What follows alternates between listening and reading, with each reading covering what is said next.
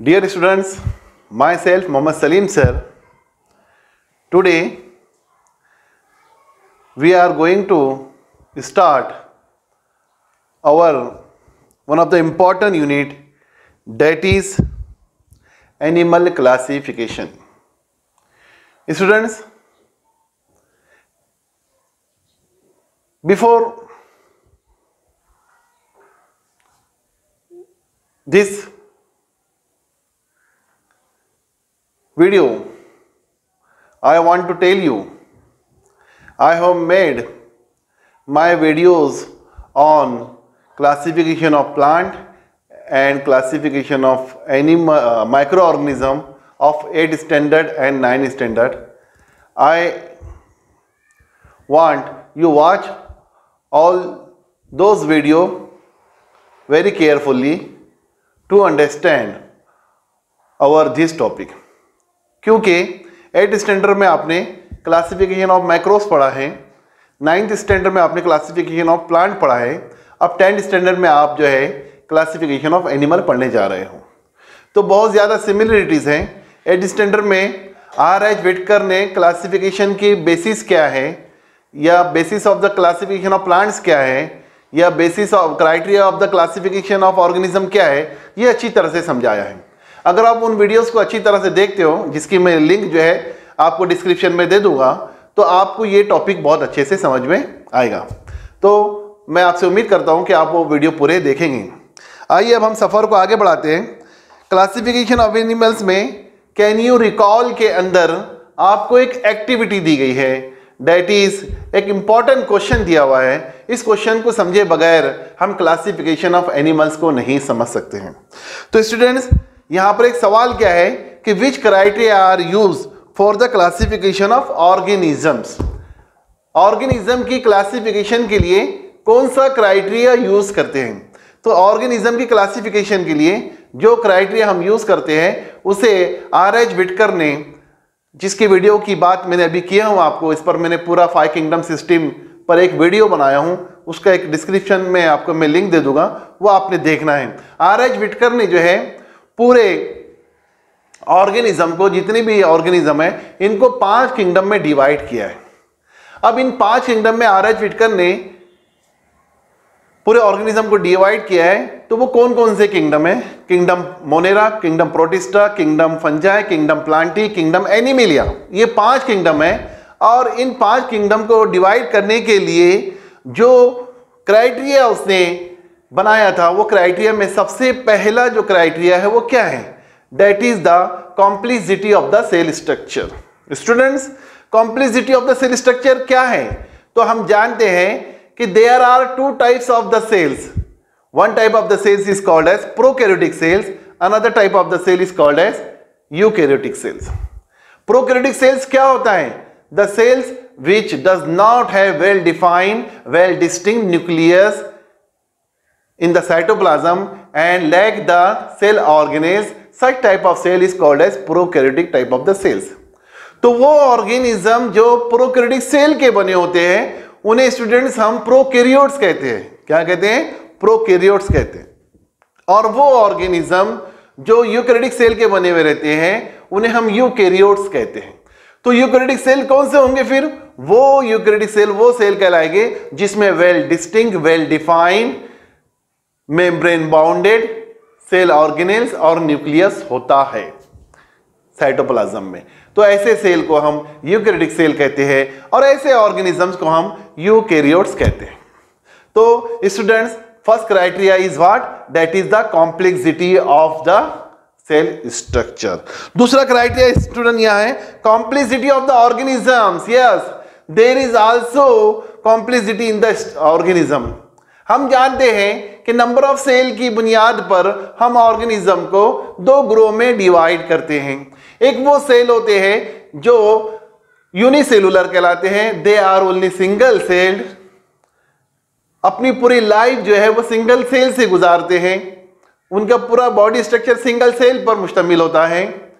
They perform the whole function of the life और the life process only through the single cell. They are called as yes unicellular. हम students उन्हें unicellular कहते हैं. और वो organisms जिनके multicellular जो होते हैं उनको हम मल्टीसेल्ड होते हैं, उनको मल्टीसेलुलर ऑर्गेनिजम्स कहते हैं। ये मल्टीसेलुलर ऑर्गेनिजम्स की कॉम्प्लेक्सिटी क्या होती है इनके, कि हम देखते हैं कि इनके अंदर multi cell, multi tissue, multi organ और एक कॉम्प्लेक्स बॉडी इनके अंदर होती है। ये मल्टी सेलुलर होते हैं। तो इस तरह से स्टूडेंट्स सेकंड क्राइटेरिया क्या हुआ, that is the complexity in the organisms. तीसरा जो क्राइटेरिया है that is the mode of nutrition. क्या है स्टूडेंट्स, मोड ऑफ न्यूट्रिशन। हम जानते हैं प्लांट्स को हम ऑटोट्रॉफ्स कहते हैं, एनिमल्स को हम हेटरोट्रॉफ्स कहते हैं। क्यों कहते हैं हम प्लांट्स को मोड ऑफ न्यूट्रिशन? प्लांट्स का मोड ऑफ न्यूट्रिशन क्या होता है, autotrophic mode of nutrition. Animal का मोड ऑफ न्यूट्रिशन क्या होता है, हेटरोट्रॉफिक मोड ऑफ न्यूट्रिशन। तो प्लांट्स का जो मोड ऑफ न्यूट्रिशन है वो ऑटोट्रॉफिक क्यों है? क्योंकि plants manufacture their own food, plant synthesize their own food with the help of the chemosynthesis and the photosynthesis. तो इसलिए हम उसका मोड ऑफ न्यूट्रिशन जो होता है उनका वो ये से तीसरा क्राइटेरिया होगा स्टूडेंट्स। हेटरोट्रॉफिक ऑर्गेनिज्म को हम हेटरोट्रॉफिक क्यों कहते हैं? They are dependent for their food on the other organisms. तो इन्हें हम हेटरोट्रॉफ्स कहते हैं। जितने भी एनिमल्स है ये सब हेटरोट्रॉफ्स कहलाते हैं। तो ये तीसरा क्राइटेरिया हो गया है, इनके मोड ऑफ न्यूट्रिशन को हम हेटरोट्रॉफिक मोड ऑफ न्यूट्रिशन कहते हैं। चौथा जो क्राइटेरिया है स्टूडेंट्स वो है लाइफ साइकिल, लाइफ स्टाइल। क्या है ये? तो हम देखते हैं कि इकोसिस्टम में कुछ ऑर्गेनिज्म जो होते हैं वो प्रोड्यूसर कहलाते हैं, कुछ कंज्यूमर कहलाते हैं और कुछ क्या कहलाते हैं स्टूडेंट्स, डिकम्पोजर कहलाते हैं। तो अब ये जो लाइफ स्टाइल है ये इनका प्रोड्यूसर का, कंज्यूमर का। हम देखते हैं कि जितने प्लांट्स है सबको हम प्रोड्यूसर कहते हैं, जितने एनिमल्स है सबको हम कंज्यूमर कहते हैं, जितने माइक्रोब्स है सबको हम डिकम्पोजर्स कहते हैं। तो क्यों ऐसा है? ये उनका लाइफ स्टाइल है, लाइफ पैटर्न है। इसके बाद जो स्टूडेंट्स एक इंपॉर्टेंट क्राइटेरिया है जो ऑर्गेनिज्म को डिवाइड करने में हमको यहां पर समझ में आता है, that is the presence and absence of the cell wall. हम जानते हैं कि एक ग्रुप ऑफ ऑर्गेनिज्म है उसमें सेल वॉल होती है, they all are plant cell and bacterial cell, इनमें सेल वॉल होती है स्टूडेंट्स। दूसरा जो ग्रुप ऑफ ऑर्गेनिज्म होता है they lack the cell wall. जितने भी एनिमल्स हैं और जितने भी जो है हम देखते हैं कि वायरस है इनमें जो है सेल वॉल नहीं होती है। तो students cell with cell wall, cell without cell wall, ये दो ग्रुप जो है बन जाते हैं ऑर्गेनिज्म के। तो प्लांट्स है, कुछ बैक्टीरिया है वो सेल वॉल्ड वाले ऑर्गेनिज्म कहलाएंगे, एनिमल्स है ये विदाउट सेल वॉल वाले ऑर्गेनिजम्स कहलाएंगे। लास्ट क्राइटेरिया जो है वो स्टूडेंट्स क्या है, वो है रिप्रोडक्शन का। रिप्रोडक्शन क्या होता है? रिप्रोडक्शन ये होता है कि ऑर्गेनिज्म जो है एक वो प्रोसेस है लिविंग ऑर्गेनिज्म का, वो लाइफ प्रोसेस है जिसमें लिविंग ऑर्गेनिज्म जो है अपनी ओन काइंड्स को प्रोड्यूस करते हैं, रिप्रोड्यूस करते हैं, है ना। Their own kinds of the organism is produce. तो स्टूडेंट्स रिप्रोडक्शन में दो टाइप के रिप्रोडक्शन होते हैं, एक होते हैं आसेक्सुअल रिप्रोडक्शन, एक होता है सेक्सुअल रिप्रोडक्शन।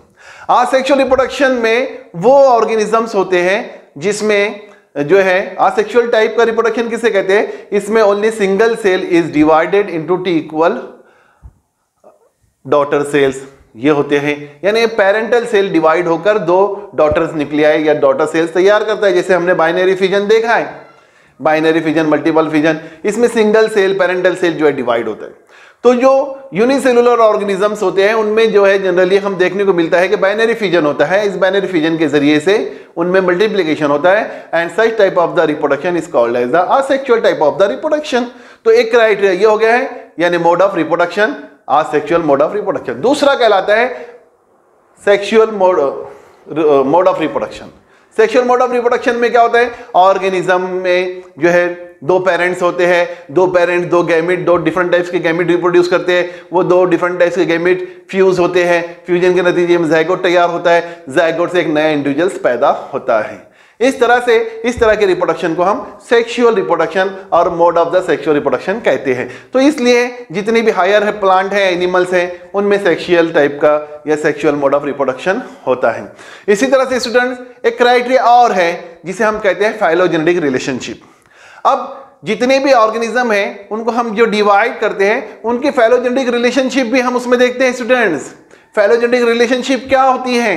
ये वो रिलेशनशिप होती है जिसमें ऑर्गेनिज्म का जो इवोल्यूशन कैसे हुआ, उसमें जो है लोअर कैरेक्टर से हायर कैरेक्टर कैसे आए, उसमें सिंपल कैरेक्टर से कॉम्प्लेक्स कैरेक्टर कैसे आए हैं, उसकी कॉम्प्लेक्सिटी कैसे डेवलप हुई है, वो मल्टी फंक्शन कैसे हुआ है, इस चीज की स्टडी, इस चीज की रिलेशनशिप की जाती है। इसमें हम कनेक्टिंग लिंक को भी मलूज रखते हैं, कलेक्टिंग लिंक देखी जाती है, कौन सा ग्रुप किसके कैरेक्टर्स को शो करता है। तो हम ये देखते हैं कि फाइलोजेनेटिक रिलेशनशिप में हम एडवांस कैरेक्टर भी ध्यान में रखते हैं कि ये हाईली इवॉल्व ऑर्गेनिज्म है विद एडवांस कैरेक्टर, ये हाईली जो है प्रिमिटिव टाइप ऑफ ऑर्गेनिज्म है विद लोअर कैरेक्टर्स। तो phylogenetic relationship is also consider in the classification of organism. I hope that student you understand this topic and it is very very important topic to understand the classification of organisms.